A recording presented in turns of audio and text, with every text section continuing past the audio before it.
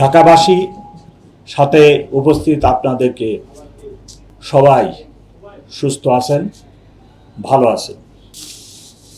আপনারা সবাই অবগত আছেন, জানেন ঢাকা একটি মেগা সিটি এবং পৃথিবীর সবচেয়ে ঘন বসতিপূর্ণ মেগা সিটি।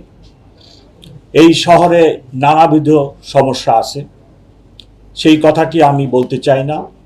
ঢাকাবাসীর জানা আছে, আপনাদেরও জানা আছে। ইদানিং ঢাকা মহানগরীতে বড় ধরনের অপরাধ, খুন, ডাকাতি,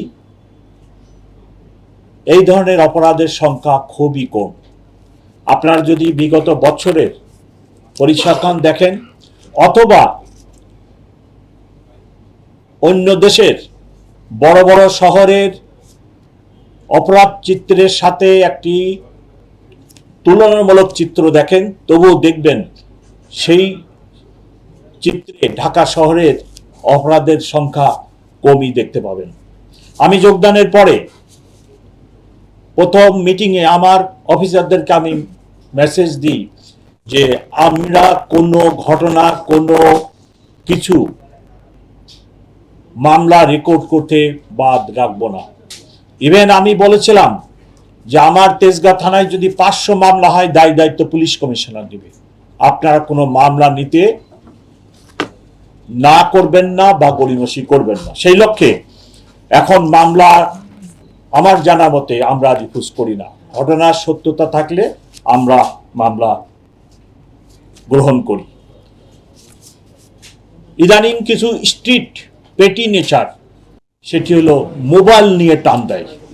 উঠতি বয়সের ছেলেরা, আমরা যাদেরকে কিশোর গ্যাং বলি, তারা বাসের যাত্রী, প্রাইভেট কারের যাত্রী, মোটর বাইক যেনারা চালান, ওনারা হয়তো মনোনিবেশ করেন কথার সাথে, তখন ফট করে পিছনে বা সামনে থেকে আসে মোবাইলটা নিয়ে টান দিয়ে দৌড় মারে।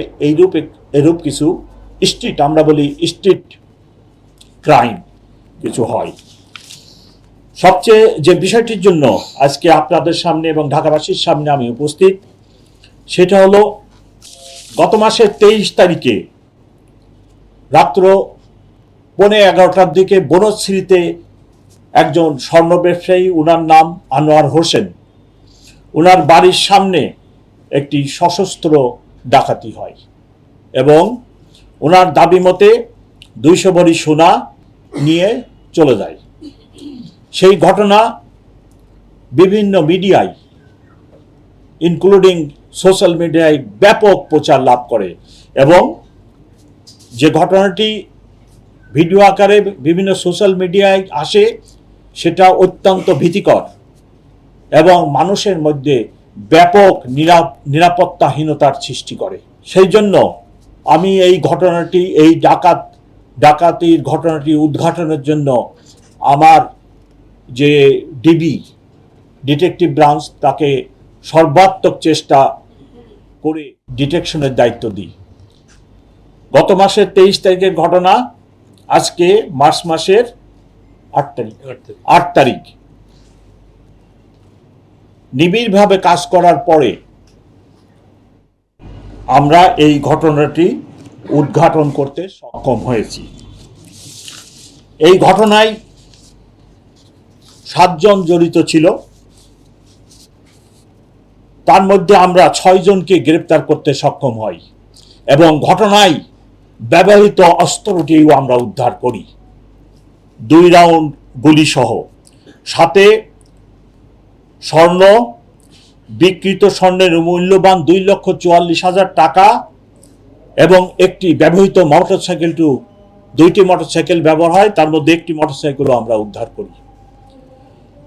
যাদেরকে গ্রেপ্তার করা হয়েছে তাদের মধ্যে যে রিং লিডার ছিল তার নাম হলো কাউসার, তারপরে খলিল, ফরহাদ, ব্যাকআপ ও রেকি পার্টিতে দায়িত্বরত ডাকাত ছিল সুমন,